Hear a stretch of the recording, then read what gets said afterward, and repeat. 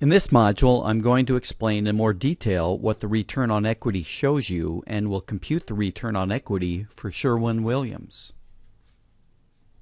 The best single diagnostic tool is return on equity, which is computed as profit, or net income, divided by stockholders' equity. It measures the return the company is earning on the resources the stockholders provided. An excellent return is 20%. Monitoring return on equity is just a start.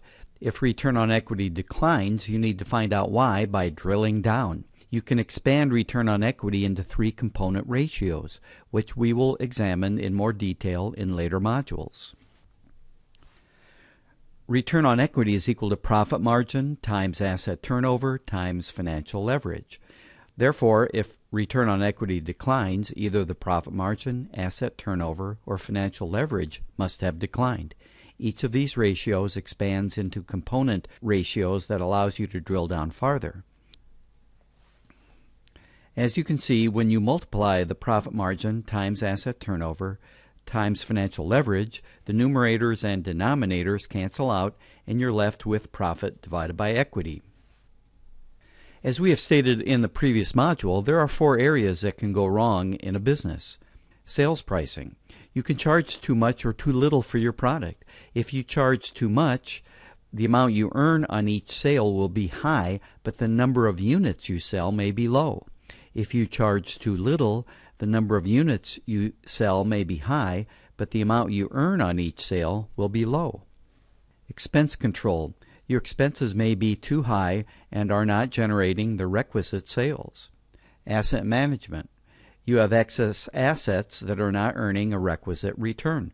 All assets must earn a return. If you have too many assets, your return on equity will go down. Asset financing. You have financed your assets with too much or too little debt. If you have too much debt, you have a higher risk of going bankrupt. If you have too little debt, you have too much of the stockholders' money tied up in the company. The profit margin reveals your sales pricing and expense control. Sales pricing is subject to competition and your ability to differentiate your product from competitors. The more you can differentiate, the more pricing power you have, and the higher the gross profit and profit margin percentages you can earn.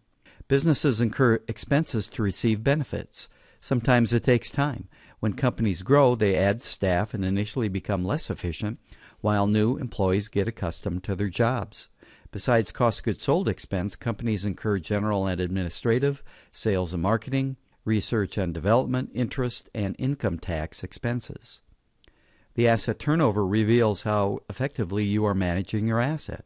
One business objective is to utilize assets efficiently to generate sales. All assets must serve a purpose or be jettisoned. The way companies jettison assets is to sell them and spend the cash to pay a dividend or buy back the company's stock. The financial leverage reveals how you have financed your assets through debt or equity. Here I've computed return on equity in the component 3 ratios for Sherwin-Williams for the years 2013, 2012, and 2011.